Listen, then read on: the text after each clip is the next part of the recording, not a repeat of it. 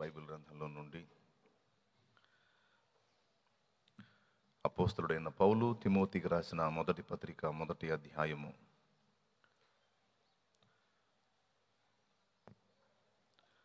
5, 6, 7 వచనాలని చదువుకుందాం. ఉపదేశ సారమేదనగా పవిత్ర హృదయము నుండి మంచి మనస్సాక్షి నుండి నిష్కపటమైన విశ్వాసము నుండి కలుగు ప్రేమయే. కొందరు వీటిని మానుకొని తొలగిపోయి తాము చెప్పు వాటినైనను నిశ్చయమైనట్టు రూఢిగా పలుకు వాటినైనను గ్రహింపకపోయినను ధర్మశాస్త్రోపదేశకులై ఉండగోరి నిష్ప్రయోజనమైన ముచ్చట్లకు తిరిగిరి. చాలు. దేవుని మాటలు శ్రద్ధగా వినేవారు దేవుని కొరకు పనిచేసే పాత్రలు కాగలుగుతారు. దేవుని వాక్యం వినే విషయంలో ఒక వ్యక్తి శ్రద్ధాసక్తులు కనపరిచినప్పుడు భవిష్యత్తులో అతడు ఏమవుతాడో సాక్ష్యం అక్కడే అర్థమైపోయింది. దేవుని మాటలు శ్రద్ధగా విని గైకొనేటువంటి తత్వం ఒక స్త్రీలో కానీ ఒక పురుషుల్లో కానీ నాకు కనబడింది అంటే నాకు గట్టి నమ్మకం ఏంటంటే ఖచ్చితంగా వీళ్ళు భవిష్యత్తులో ప్రయోజనకరమైన పాత్రలు అవుతారని. ఆ దేవుని మాటలు శ్రద్ధగా వినకుండా అశ్రద్ధగా ఏదో సన్నిధికి వచ్చాం కాబట్టి ఇక దేవుని వాక్యం ఇప్పటిదాకా పాటలు అయిపోయినాయి, మిగిలిన కార్యక్రమాలు అయిపోయినాయి, ఏదో ఇక దేవుని వాక్యం చెప్తున్నాడు కాబట్టి 4 మొక్కలు ఇందాం అన్నట్టు మొహం పెడతారు కొంతమంది. వాళ్ళ తత్వం కూడా అర్థమైపోయిద్ది, జస్ట్ టైంపాస్ బ్యాచ్ అని ఏదో కాసేపు కూర్చొని విని అలాగే వెళ్ళిపోతారు, కానీ వీరి వలన ప్రయోజనం ఉండదు అనేది నాకు అర్థమైపోయింది. దేవుని మాటలు చక్కగా విని శ్రద్ధగా గైకొని అవసరమైతే వాటిని రాసుకొని ధ్యానించి వాటి విషయంలో సీరియస్గా ఉండేటువంటి వ్యక్తులు ఖచ్చితంగా భవిష్యత్తులో దేవునికి ప్రయోజనకరమైన పాత్రలు అవుతారు. కాబట్టి మీరందరూ కూడా అలా ప్రయోజనకరమైన పాత్రలు కావాలని నా హృదయవాంఛ, నా ప్రార్థన కూడా. కాబట్టి దేవుని మాటలు వినబడుతున్నప్పుడు నిర్లక్ష్యంగా ఉండకూడదు. లైవ్లో ఉన్న వాళ్ళకి, మీకు అందరికీ, ఒకవేళ ఇప్పుడు వినకపోయినా తర్వాత అందుబాటులోకి వస్తారు కొంతమంది, వాళ్ళకి అందరికీ చెప్తున్నా, దేవుని మాటల విషయంలో మనకి చాలా శ్రద్ధ, పట్టింపు, పట్టుదల ఉండాలి. ఎందుకంటే సామెతల 4లో నా కుమారుడా నీ హృదయమును సిద్ధపరచుకొని పట్టుదలతో నా మాటలను పట్టుకొనుమన్నాడు. అవి నీవు కలిగి ఉన్న ఎడల, అవి నీవు పట్టుకున్న ఎడల బ్రతుకుతావు. ఆయన మాటలు మన సర్వ శరీరానికి జీవం, ఆరోగ్యాన్ని కలిగిస్తాయని రాస్తుంది.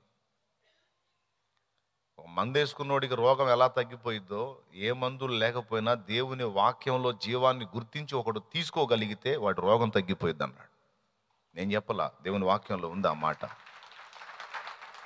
దేవుని వాక్యం వింటే, దేవుని వాక్యం గైకుంటే రోగం ఎట్లా తగ్గిద్ది? ఇది ఎలాగూ సాధ్యం అంటే నాకేం తెలుసు, వాక్యంలో ఉంది. సామెతల గ్రంథం ఒక్కసారిగా మీరు చూడగలిగితే ఆ మాట మీకు కనపడుతుంది. చూడండి, 4వ అధ్యాయము 20వ వచనం నుంచి చదువు. నా కుమారుడా నా మాటలను ఆలకింపు, నా వాక్యములకు నీ చెవియొగ్గుము, నీ కన్నుల ఎదుట నుండి వాటిని తొలగిపోనీయకుము. చూసారా, నీ కన్నుల ఎదుట నుండి వాటిని తొలగిపోనీయకుము, నీ హృదయమందు వాటిని భద్రము చేసుకును, దొరికిన వారికి అవి జీవమును. అదుగదుగు ఎవరైతే వాటిని దొరకపుచ్చుకున్నారో, ఎవరైతే వాటిని అందుకున్నారో, దొరికిన వారికి అవి జీవము, వారి సర్వ శరీరమునకు ఆరోగ్యమును ఇచ్చును. అదుగో వారి సర్వ శరీరమునకు. నేను నా పరిచర్య ఆరంభం నుండి ఇప్పటిదాకా అద్భుతాలు, సూచక్రియలు, మహత్కార్యాలు అనే వాటికి స్పెషల్గా రెస్పెక్ట్ ఇచ్చి వాటి గురించి ఘనపరిచి గొప్ప చేసి చెప్పింది తక్కువ. వాక్యానికి ఎక్కువ ప్రయారిటీ ఇచ్చి దేవుని వాక్యాన్ని ప్రకటించింది ఎక్కువ. ఎందుకు ఎక్కువ వాక్యమే నువ్వు మాట్లాడతావు?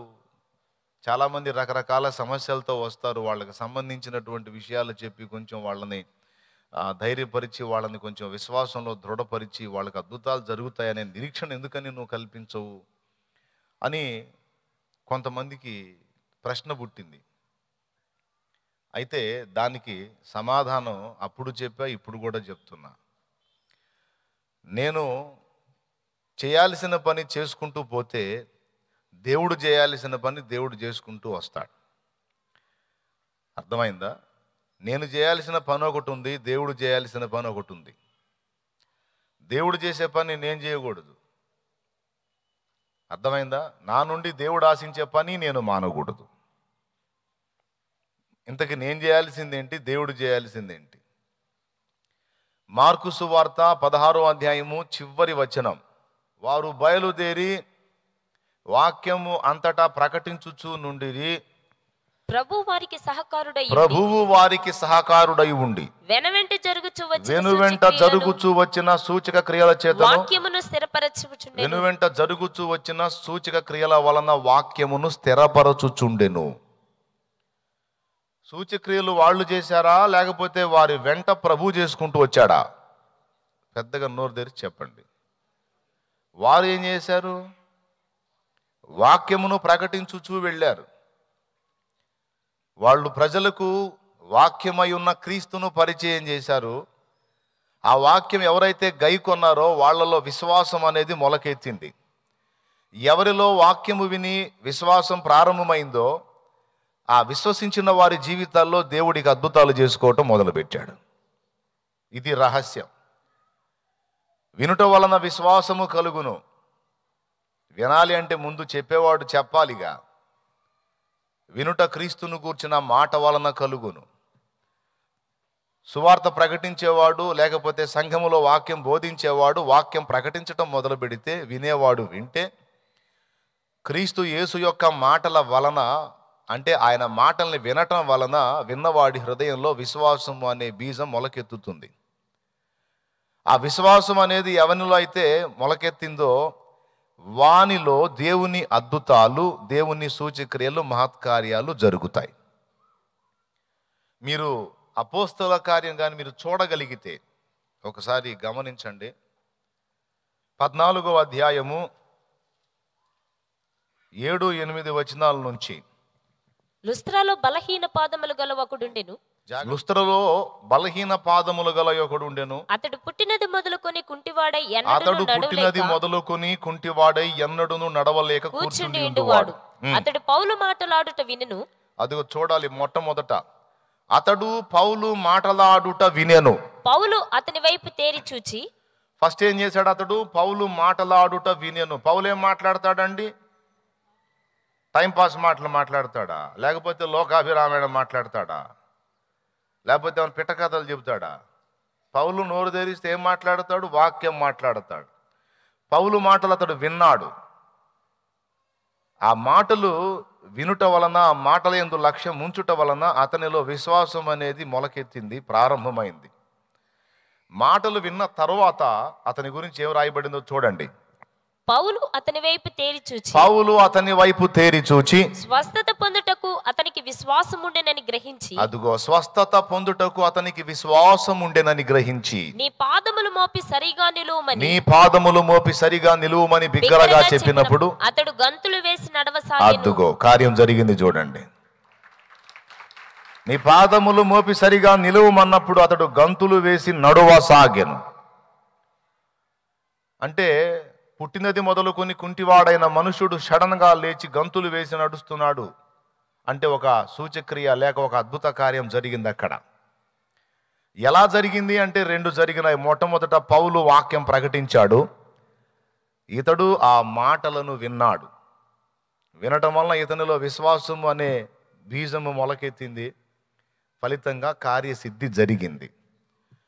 ఇంకాసేపు అయితే కొంతమంది వరుసగా నిలబడి సాక్ష్యాలు ఇస్తూ ఉంటారు. దేవుడు నాకు ఈ కార్యం చేశాడు, దేవుడు నాకు ఆ కార్యం చేశాడు, దేవుడు నాకు ఇంత అద్భుతం చేశాడని వాళ్ళు చెప్తున్న అద్భుత కార్యాలను గురించి వింటుంటే నాకే ఆశ్చర్యం కలిగిద్ది. వాస్తవంగా అలాంటి అద్భుతాలు, కార్యాలు, సూచక్రియలు జరగాలి అంటే దానికోసం స్పెషల్గా మనం తిప్పలు పడే పరిస్థితి ఉంటుందేమో అనుకుంటాం మనం. కానీ ఏం లేదండి, గుండెలు బాదుకొని మొత్తుకోవాల్సిన అవసరం లేదు, ఏడిసి గందరగోళం చేయాల్సిన అవసరం లేదు. ఏది నేను, లేకపోతే బాగా సౌండ్ సిస్టమ్ పెట్టి పెట్ట బాది ఏదో గందరగోళం చేయాల్సిన అవసరం అంతకన్నా లేదు. దేవుని వాక్యం ఏం చెప్పిందంటే, దేవుడు నాతో చెప్పింది, సత్యవాక్యమును నా పిల్లలందరికీ నువ్వు సమృద్ధిగా తినిపించు, జీవము కలిగిన నా వాక్కు అందరికీ అందేటట్టు నువ్వు జాగ్రత్త పడు, అవి గైకొన్న వారందరి జీవితాల్లో కార్యాలు నేను చేసుకుంటూ వెళతా. కార్యం జరిగిందా లేదా అనేది నువ్వు చూడొద్దు, అసలు దాని మీద దృష్టి పెట్టొద్దు. నువ్వు కార్యం జరిగిందా జరగలేదా అనేది నువ్వు పట్టించుకోవద్దు. అది నా పని. ఎవరి జీవితంలో చేయాలో, ఎవరికి ఇంకా ఆ సమస్య ఉంచాలో, ఎవరిని ఏ విధంగా పెంచాలో, ఎవరిని ఎక్కడ నిలబెట్టాలో అవన్నీ నేను చూసుకుంటా. నీవు జీవవాక్యం అనగా నా వాక్కుని ప్రకటించుకుంటూ వెళ్ళు. వెనువెంట జరిగేటువంటి కార్యాలను నేను చేస్తాను, అది నా పని. నా సేవకునిగా నీ పని ఏమిటంటే వాక్యమును వెదజల్లు అని. చాలామందికి తెలియని రహస్యం ఇప్పుడు చెప్తున్నా. ఎందుకు అంతసేపు దేవుని వాక్యం చెప్తాను, ఎందుకు అంత ఇష్టంగా దేవుని మాటలు అందిస్తాను అంటే కారణం ఇది. విశ్వాసుల్లో 2 తరగతుల విశ్వాసులు ఉంటారు. ఒక తరగతి ఏమో మారు మనసు పొంది బాప్తిస్మం పొంది పరలోక రాజ్యానికి టికెట్ ఒకటి సంపాదిస్తే చాలు, యేసయ్య దగ్గరకు చేరితే చాలు అని తృప్తి చెందే రకం మొదటి రకం. రెండవ రకం ఉంటారు, మారు మనసు పొంది బాప్తిస్మం పొంది యేసయ్య దగ్గరకు చేరితే చాలు అని అంతటితో తృప్తి చెందరు, కానీ యేసుకు కలిగిన సంపూర్ణతకు సమానమైన సంపూర్ణత గలవానిగా గలదానిగా నేను పరిణతి చెందాలి, ఆత్మీయ జీవితంలో అభివృద్ధి చెందాలి, విస్తరించాలి. ఆయన వ్యక్తిత్వాన్ని అంతటినీ కూడా చదివాను, ప్రాక్టికల్గా అనుభవించాను, ప్రసంగాల్లో విన్నాను, చదివాను. నా జీవితంలో కూడా ఆయన వ్యక్తిత్వ సౌందర్యాన్ని ఎంతో అనుభవించాను. నేను కూడా ఆయన వ్యక్తిత్వం వంటి వ్యక్తిత్వాన్ని పోలి నా జీవితం కూడా నేను అభివృద్ధిలో చూడాలనే ఆశపడుతున్నాననే ఆరాటం 2వ తరగతి విశ్వాసుల్లో ఉంటుంది. ప్రాథమిక విద్యలో ఆగిపోయే వాళ్ళు కొంతమంది అయితే, విద్యను పరిపూర్ణం చేయాలనే ఆరాటంతో కొంతమంది ఉంటారు చూడండి, అట్లాంటి వాళ్ళు అనమాట. 10th వరకు చాలు అని కొంతమంది ఆగిపోతే, అక్కడి నుంచి ఇక మిగిలిన చదువంతా కూడా కంప్లీట్ చేయాలనే ఆరాటంతో మరికొంతమంది ఉంటారు. కాబట్టి నేనైతే ఆశించేది ఏంటంటే, ఏదో ఒక తరగతి వరకు చదివేసి అంతటితో ఆగిపోయి తృప్తి చెందేటువంటి వ్యక్తులుగా కాదు, కానీ మహోన్నతుని విద్యంతయు కూడా గైకొని పరిపూర్ణ సిద్ధి పొందిన పెద్దలుగా మిమ్మల్ని తయారు చేయాలి. నేను కావాలి, మిమ్మల్ని చేయాలి. ఏదో ఎన్ని సంవత్సరాలు గడిచినా పాలు తాగే పసికందులాగానే ఉండి ఏ ప్రయోజనం లేకుండా వ్యర్థురాండ్రుగా మిమ్మల్ని ఉంచాలనేది నా ఆలోచన కాదు. వయసు వచ్చిన వారిని పెద్దలు అంటారు, వయసు రాని వాళ్ళని పిల్లలు అంటారు. కొంతమంది ఏమో వయసుతో నిమిత్తం లేకుండా బతుకాలం అంతా పిల్లల్లాగే బతికేస్తామనే టైపు. కొంతమంది అయితే లేదు నేను ఎదగాలి, పరిణతి చెందాలి, అభివృద్ధి చెందాలి, పిల్ల చేష్టలు మాని పెద్దవాడనైనట్టుగా నేను ప్రవర్తించాలి. పౌలు అన్నాడు, నేను క్రీస్తును పోలి నడుచుకొనుచున్న ప్రకారం మీరు నన్ను పోలి నడుచుకోండి. పరిణతి అంటే అభివృద్ధి చెందినటువంటి ఒక వ్యక్తి పలికిన మాట అది. ఇది 2వ తరగతి విశ్వాసులకు చెందిన మాట. కాబట్టి ఆ విధంగా మీరు ఆ ఎదుగుదలలోకి రావాలంటే దానికి సంబంధించిన శ్రేష్టమైన ఆత్మీయ ఆహారం మీకు అందాలి. అందుకే దేవుని గురించి శ్రేష్టమైన సంగతులు మీకు అందించాలనేది నా తపన.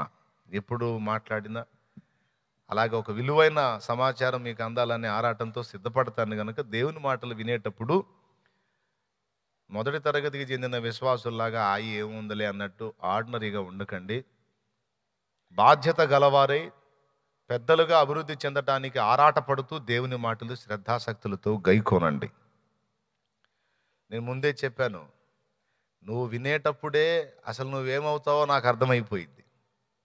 దేవుని మాటలు వినేటప్పుడే నీ పుటక నాకు తెలిసిపోద్ది, నువ్వు పనికి వస్తావా పనికి రావా.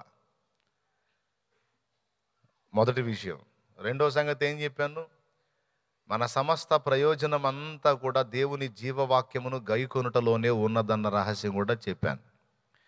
నీ సర్వ శరీరమునకు ఆరోగ్యము ఆయన మాటలోనే ఉందన్నాడు.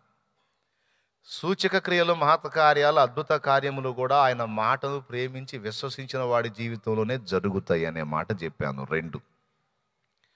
మూడవది, ఆయన మాటను శ్రద్ధాశక్తులతో గైకొని ప్రేమించి విశ్వసించేవాడు చేయునదంతా సఫలమవుతుందని కీర్తనల గ్రంథము 1 కీర్తన ఒక్కసారి మీరు చూడండి. దుష్టుల ఆలోచన చొప్పున నడువక, పాపుల మార్గమున నిలువక, అపహాసకులు కూర్చుండే చోటను కూర్చుండక, యెహోవా ధర్మశాస్త్రమునందు ఆనందించుచు. నడువక, నిలువక, కూర్చుండక మరేం చేయాలి? దివారాత్రము దానిని యెహోవా ధర్మశాస్త్రమునందు ఆనందించుచు, దివారాత్రము దానిని ధ్యానించువాడు ధన్యుడు. అతడు నీటి కాలువలో యోరను నాటబడినదాయి, ఆకు వాడక తన కాలమందు ఫలమిచ్చు చెట్టు వలె నుండును. ఆకు వాడక తన కాలమందు ఫలమిచ్చు చెట్టు వలె నుండును. అతడు చేయనదంతయు సఫలమగును. అద్దుకో, అతడు చేయునదంతయు అప్పుడు సఫలమవుతుంది. మన కార్యములలో సఫలత అనేది మనం స్వతంత్రించుకోవాలి, పొందాలి అంటే దేవుని వాక్యమును ధ్యానించుచు దానియందు ఆనందించేటువంటి వ్యక్తులంగా మనం ఉంటే, వాక్యాన్ని ప్రేమించి, వాక్యాన్ని గౌరవించి, వాక్యానుసారముగా అడుగులు వేయడానికి ఇష్టపడే వ్యక్తులంగా మనం ఉంటే, దైవ చిత్తానికి వ్యతిరేకమైన కార్యాలు మనం అసలు తలపెట్టం. ఏ కార్యం తలపెట్టినా ఇది దేవుని చిత్తము అవుతుందా కాదా, ఇది వాక్య ప్రకారం సబబా కాదా అని చూసుకొనే మొదలు పెడతాం. అలాగున దైవ సంకల్పాన్ని ఎరిగి దైవ చిత్త ప్రకారం వాక్యానుసారంగా మనం తలపెట్టే ప్రతి కార్యం ఖచ్చితంగా సఫలమవుతుంది. అంటే వాక్యానికి గౌరవాన్ని ఇవ్వటం వలన, వాక్యాన్ని గైకొనడం వలన వనుగూరేటువంటి ప్రయోజనాలేంటి అంటే మస్తు విషయాలు ఉన్నాయి. వాటిలో మూడవది ఇప్పుడు నేను చెప్పింది. మొదటిదేంటి? దేవుని వాక్యము గైకొనట వలన వనుగూరేటువంటి ప్రయోజనాలు ఏమిటి అంటే, ఆత్మీయ పరిపక్వతలోకి వస్తాం, ఆత్మీయ అభివృద్ధి చెందుతాము. 2వ తరగతిలోకి వెళ్ళిపోతాం. 1వ తరగతిలోనే ఆగిపోం, 2వ తరగతిలోకి వెళ్ళిపోతాం. ఆత్మ సంబంధమైన అభివృద్ధి మన జీవితాల్లో ఏర్పడుతుంది. పిల్లకాయల్లాగా ఉండకుండా పెద్దలం అవుతాం. 2వది, మనం ఆశించినటువంటి సూచక్రియలు, మహత్కార్యాలు గట్రా ఏదైనా రోగాలు తగ్గాలన్నా కూడా, స్వస్థత కార్యాలు జరగాలన్నా, సూచక్రియలు, మహత్కార్యాలు మనం అనుభవించాలన్నా వాక్యములోనే ఉన్నాయి. వాక్యమును గైకొనుట ద్వారా, వాక్యమును విశ్వసించుట ద్వారా అవి ఉన్నాయి. ఎందుకంటే దొరికిన వారికి అవి జీవము, వారి సర్వ శరీరమునకు ఆరోగ్యం అన్నాడు. అంటే స్వస్థత కార్యం జరుగుతుంది. ఆల్రెడీ ఆరోగ్యవంతుడైతే రోగాల బారిన పడడు. ఆల్రెడీ రోగిగా ఉంటే వాడు బాగుపడే అవకాశం ఉంది. 2వది, మార్కు సువార్త ముగింపు వచనం 16 ముగింపు వచనం, వెనువెంట జరుగుతూ వచ్చిన సూచక్రియల చేత ఆ వాక్యమును ప్రభు స్థిరపరిచాడని ఉంది. వాక్యం వెదజల్లబడకపోతే సూచక క్రియ జరగదు, అద్భుత కార్యము జరగదు. అది జరగాలంటే వాక్యం. కాబట్టి మన ఆత్మీయ పరిపూర్ణత అనేది మనకు లభించాలన్నా, స్వస్థతలు, సూచక్రియలు, మహత్కార్యాలు జరగాలన్నా, మనం చేసే ప్రతిదీ సఫలం అవ్వాలన్నా దేవుని వాక్యముతో అనుసంధానమై ఉంది.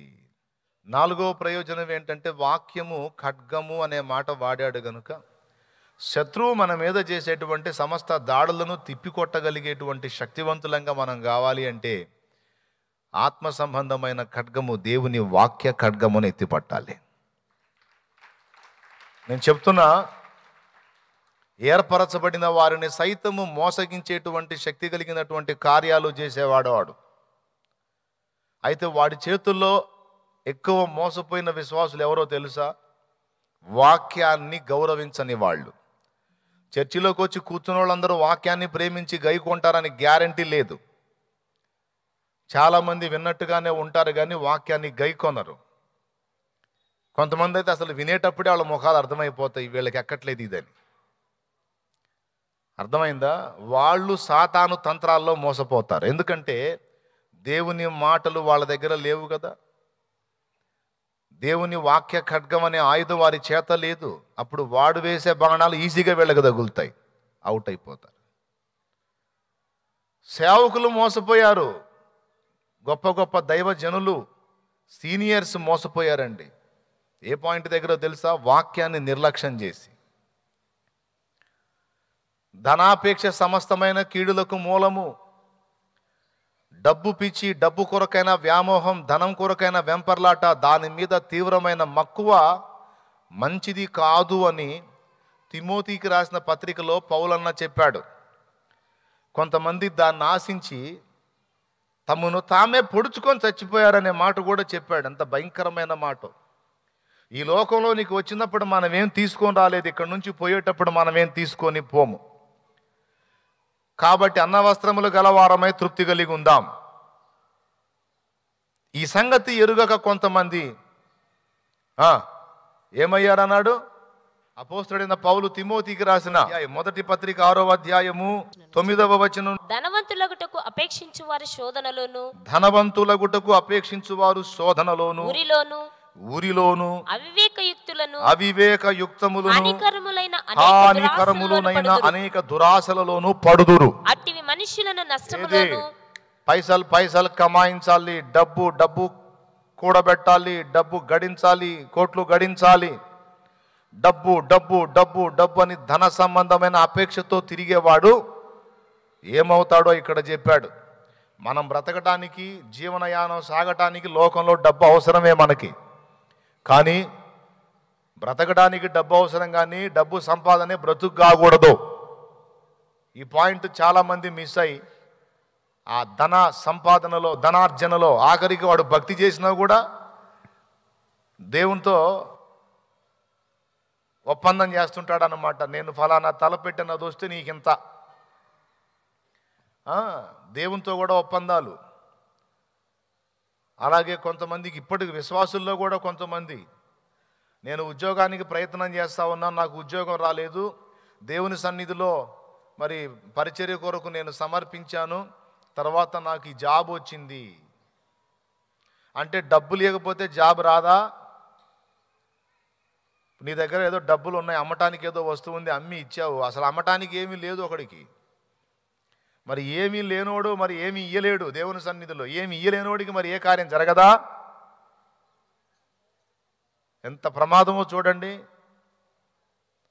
అసలు ఆ తరహా బోధ క్షేమకరం కాదు, చేసే సేవకుడైనా నమ్మే విశ్వాస అయినా. భూమి మీద బ్రతకడానికి మానవుడు డబ్బు అవసరమే, కానీ డబ్బే జీవితం కాదు, డబ్బే బ్రతుకు కాదు. దేవుని దగ్గరకు వచ్చి కూడా ఒప్పందాలు. దేవా, నేను జాబ్ సెర్చింగ్లో ఉన్నాను, మరి నేను ఇంత ఇవ్వాలనుకుంటున్నాను, మరి నీకు పండగ చేసుకో, మరి ఉద్యోగం ఇచ్చి. ఉద్యోగం ఇచ్చావనుకో ఇక నీకు పండగే, ఎందుకంటే ఇచ్చేస్తా నీకు అనో, లేకపోతే ముందుగానే ఇస్తానా, మరి నువ్వు నాకు ఇవ్వాలి అంటే. దేవుని దగ్గరకు వచ్చి భక్తి చేసినా, ఆఖరికి దేవుని దగ్గరకు వచ్చి విజ్ఞాపన చేసినా, యాచించినా, అక్కడ కూడా ధన సంపాదన కొరకైన ఆరాటంతోనే కొంతమంది ఒప్పందాలు చేస్తూ ఉంటారు. నేను చెప్తున్నా, దేవుని సన్నిధికి వచ్చినప్పుడు, యేసయ్యతో ప్రార్థన గదిలోకి వెళ్ళినప్పుడు ఏం ఆశించి నువ్వు రావాలి, ఏం ఆశించి దేవుని పాదాల చెంతకు వెళ్ళాలంటే యేసును ఆశించి. నీకు ఉద్యోగం ఇచ్చినా ఇవ్వకపోయినా, నువ్వు అనుకున్నది జరిగినా జరగకపోయినా, నువ్వు చేసిన ప్రయత్నం సఫలమైనా విఫలమైనా, అదంతా ఆయన చిత్తంలో ఉంటుంది. నువ్వైతే అదేం పట్టించుకోవద్దు, యేసును చూడు అంతే. నువ్వు దేవునికి స్తోత్రం కలుగును గాక. నీకు ఏది ఇవ్వాలో, ఎందుకు ఇవ్వాలో, ఎప్పుడు ఇవ్వాలో, ఎంత ఇవ్వాలో మొత్తం ఆయనకు తెలుసు, ఆయన చూసుకుంటాడు. అది నీ పని కాదు, ఆయన పని. ప్రయత్నం చేసావు, ఏదో కష్టపడి చదివావు, ప్రయత్నం చేసావు. నువ్వు ప్రయత్నం చేసేది ఇవ్వాలనుకుంటాడో, అంతకంటే శ్రేష్టమైనది ఇవ్వాలనుకుంటాడో ఆయన చేతికి అప్పచెప్పు. అంతేగాని దేవుని దగ్గరకు వచ్చి ఒప్పందాలు చేయొద్దు. నువ్వు నాకు ఇది ఇస్తే నేను నీకు ఇది ఇస్తానని.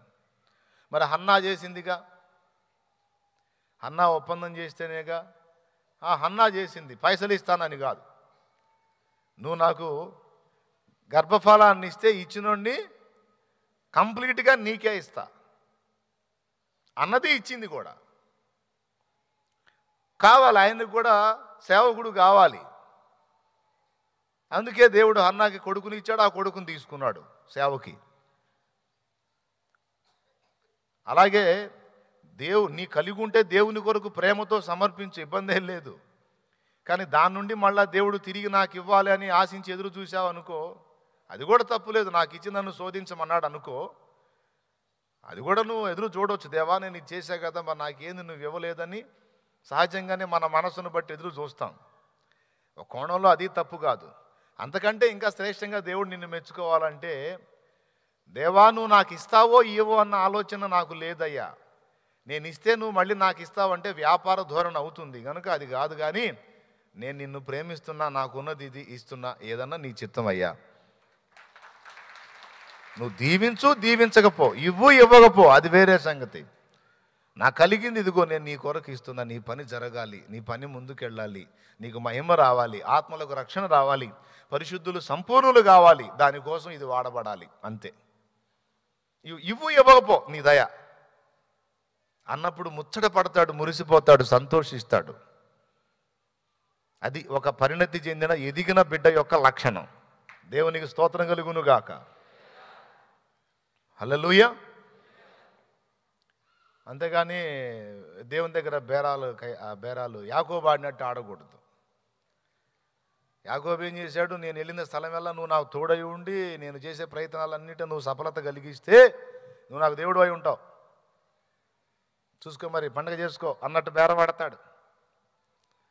పిల్లరా, మనం అలాగ ఉండకూడదు. నీవు నా దేవుడు చేస్తేనే కాదయ్యా, చేసినా చేయకపోయినా చేయాల్సింది ఎప్పుడో చేసేసావు, నా కోసం ప్రాణం పెట్టేశావు. గట్టిగా నా కోసం ప్రాణం పెట్టేశావు కాబట్టి, నీ అమితమైన ప్రేమానురాగాలు ఎప్పుడో నాకు చూపించేశావు కాబట్టి ఇక నిన్ను సందేహించేది ఏం లేదయ్యా. నా సమస్త బాధ్యత నీకే అప్పచెప్పుకుంటున్నాను. నాకు కలిగిన దానిలో తృప్తి చెందుతాను ప్రభువా. నాకు ఇంకా అది కావాలి ఇది కావాలి అని గొంతెమ్మ కోరికలేమీ నిన్ను కోరను. ఒకవేళ నీకు ముచ్చటేసి ఏదన్నా నాకు ఇవ్వాలనుకుంటే నీ దయ. నాకైతే కడుపుకంత ఆహారం, సిగ్గు కప్పుకోవడానికి వస్త్రం, నిలువ నీడ. ఈ లోకంలోకి తెచ్చిందేం లేదు. చచ్చేటప్పుడు ఏం కుప్పేసుకొని తీసుకొని పోయేది, మెడకేసుకొని తీసుకొని పోయేది ఏం లేదు. బాగా ధనవంతులై ఉంటే ఒంటి మీద బంగారం ఉన్న ముసలమ్మ తెచ్చిందనుకో, పిల్లలు ఏడుపు సీన్లు అన్నీ లాక్కుంటారు. ఏడుపు సీన్లు మొత్తం లాగేస్తారు. గాజుల మీద పడుతుంది ఒక కూతురు, అమ్మా అని, అమ్మ ఈ గాజులు నాకు ఇస్తానన్నా కదమ్మా, ఇవ్వకుండా పోయావేందమ్మా అని లాగేసి. ఒక కూతురు మెడ మీద పడిద్ది, మెడలో ఏదన్నా విలువైంది ఉంటే, అమ్మ నాకు చెప్పావుగమ్మ, అప్పుడు పొలం దగ్గర చెప్పావుగమ్మ నీకు ఈ నాంతాడిస్తానని, అది లాగేసిద్ది.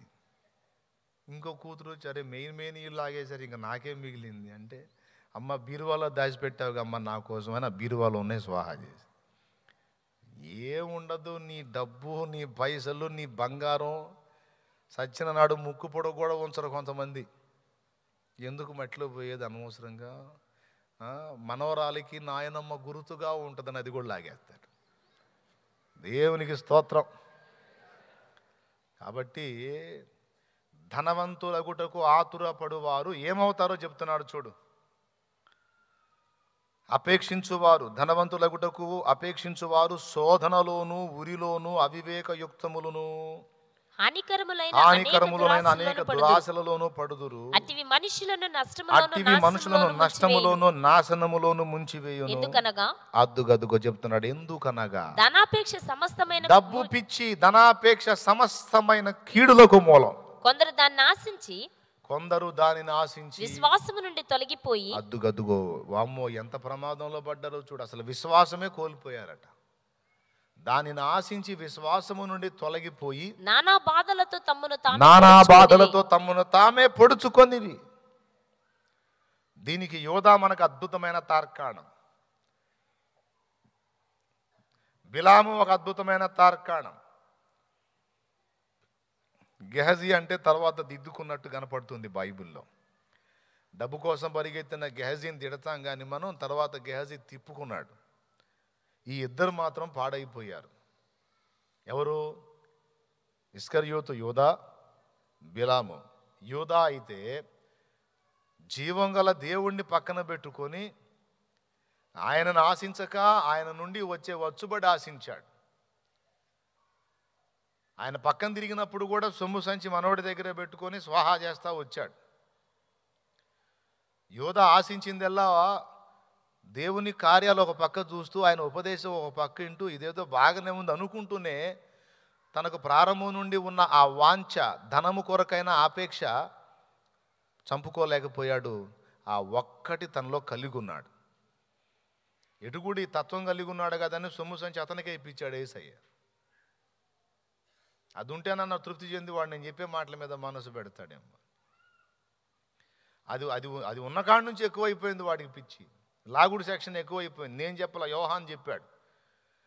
వాడు దొంగ అయి ఉండి తన యొద్ద ఉంచుతూ వచ్చినటువంటి సొమ్ములో కాజేస్తూ వచ్చాడు, దొంగిలుతూ వచ్చాడు అనే మాట యోహాను చెప్పాడు. చివరికి ఆ పిచ్చి ఎలాగైపోయిందంటే యేసును అమ్ముకునే స్థాయికి వెళ్ళిపోయాడు. అందుకే విశ్వాసము నుండి తొలగిపోయి నానావిధ బాధలతో తమను తామే పొడుచుకుంది. చివరికి ఎలా చనిపోయాడు యూదా? పోనీ అక్రమార్జితంగా యేసును అమ్మి సంపాదించినటువంటి ఆ ధనముతో తనేమన్నా సుఖపడ్డాడా? తృప్తి చెందాడా? అవి తీసుకెళ్ళి దేవాలయములో పారవేసి ఉరి పెట్టుకొని చనిపోయెను అన్నాడు.